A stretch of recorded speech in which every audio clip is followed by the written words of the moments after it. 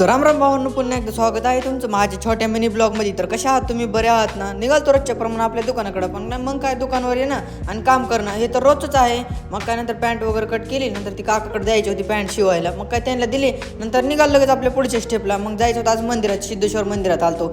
मस्तपैकी म्हणलं महादेवाचं दर्शन वगैरे घ्यावा. मग आलो की लगेच मधी. मग काय बघा मधला इंटरफेस कसं दिसतं महादेवाचं मंदिर. मग काय मस्तपैकी दर्शन वगैरे घेतलं, नंतर निघालो लगेच आपल्या पुढच्या स्टेपला.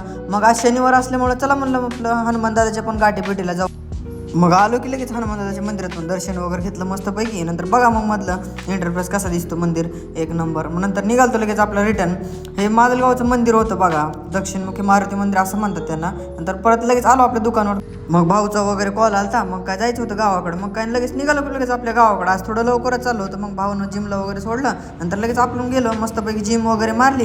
नंतर निघालो आपलं पण गावाकडे. आजचा कसा वाटला ब्लॉग नक्की सांगा, लाईक शेअर अँड कमेंट करून टाका.